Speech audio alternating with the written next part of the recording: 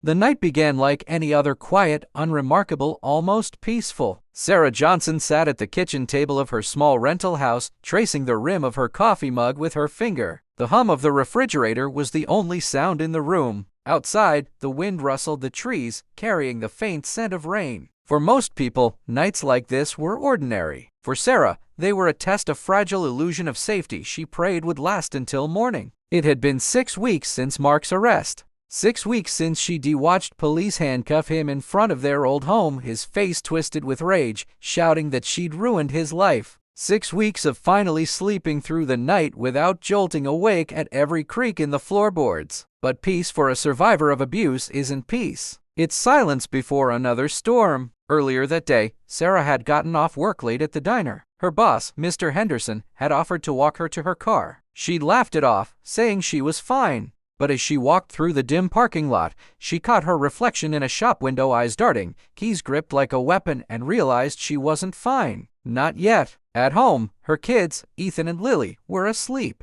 Their drawings were pinned to the fridge, stick figures of Mommy, Ethan, and Lily smiling under a sun. No trace of Daddy. She made a cup of tea and sat down with her journal, page after page filled with details, phone calls, police reports, court dates. Rebecca, her lawyer, had told her to document everything. Each line of ink felt like reclaiming control, until the house groaned. A soft creak near the back door. Sarah froze, pen midair. She waited, listening. Nothing. Just the hum of the fridge again. She exhaled a long, shaky breath and laughed at herself. Jumping at ghosts again, she whispered. But her hand was still trembling. By 10:30 p.m., the rain had started. The drops tapped softly against the windows, steady and rhythmic. She turned off the lights, checked the locks front, back, and side doors, then peeked into her kids' room. Ethan was sprawled across his bed, one arm dangling off the edge. Lily was curled up, clutching her stuffed rabbit. Sarah smiled faintly. For a moment, everything felt okay. Then thump.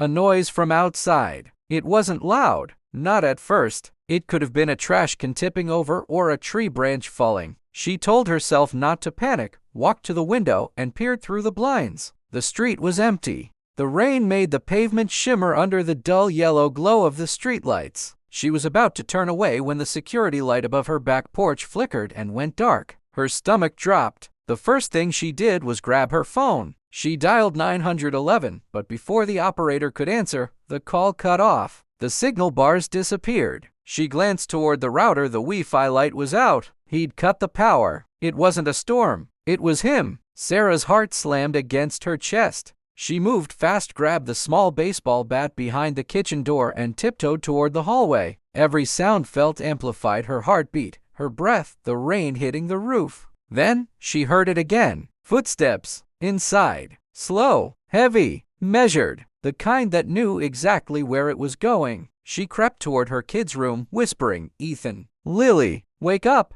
Ethan rubbed his eyes, confused. "Mom, what's going on?" "Shh, don't talk. We're leaving, okay?" She helped Lily out of bed, wrapping her in a blanket. Her hands shook as she reached for the door handle, but then she saw it. A shadow stretched across the wall. Someone was standing in the hallway. Sarah froze. She could see his outline now, tall, broad shoulders, head tilted slightly to the side. Mark. Even after months apart, she recognized his silhouette instantly. He stepped forward, voice low, almost calm. "You thought I wouldn't find you?" Sarah backed away slowly, clutching the bat. "Mark, please." "You lied about me," he hissed. "Told them I hurt you. Told them I'm a monster." "You are," she said, her voice shaking but defiant. That made him smile. "You always were dramatic." He took another step forward. The floorboards creaked. Sarah whispered, "Run," and the kids bolted out the side door toward the neighbor's house. Mark turned his head toward the noise. That split second was all she needed. She swung the bat once, twice, catching him in the shoulder.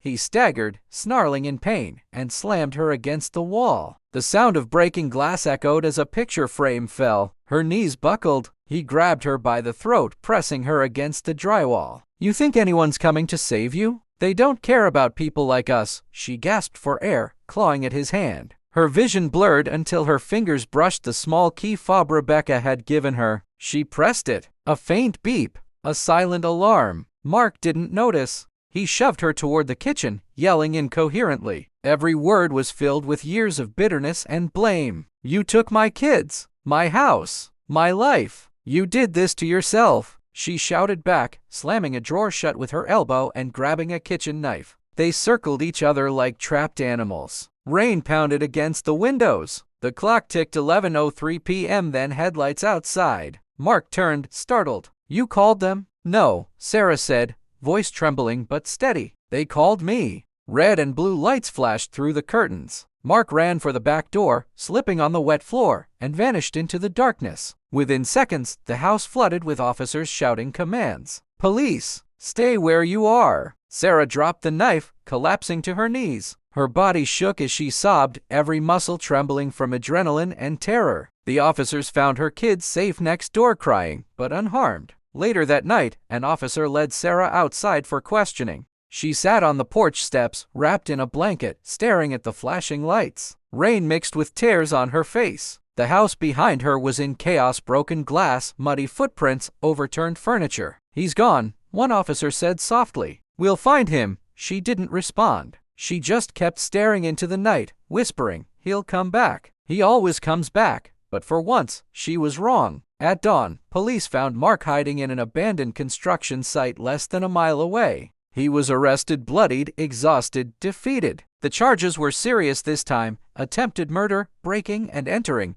violation of a restraining order, and child endangerment. No more warnings. No more domestic disputes. It was finally treated for what it was: a violent crime. The weeks that followed were hard. Reporters called it a story of survival. For Sarah, it was a blur of courtrooms, therapy sessions, and sleepless nights. But she kept showing up for herself, for her kids, for the other women whose cries had also been ignored. In the courtroom, she sat just feet away from Mark. He looked smaller, somehow older, broken, but still defiant. When the judge read the verdict, guilty on all counts, Sarah didn't smile. She just closed her eyes and let the weight of years finally lift off her chest. After the sentencing, Rebecca met her in the hallway. "You did it, Sarah," she said softly. Sarah shook her head. "No, I survived it." "That's different." Rebecca nodded. "And that's enough." That night, Sarah packed the last of her things. A friend from Voices United had found her a new place, a fresh start, in a town where no one knew her name. As the sun dipped below the horizon, she stood in her new living room, holding a box of her children's drawings. This time, the silence felt different. Not like a warning, but like peace. She whispered to herself, "We're free," and for the first time, she believed it.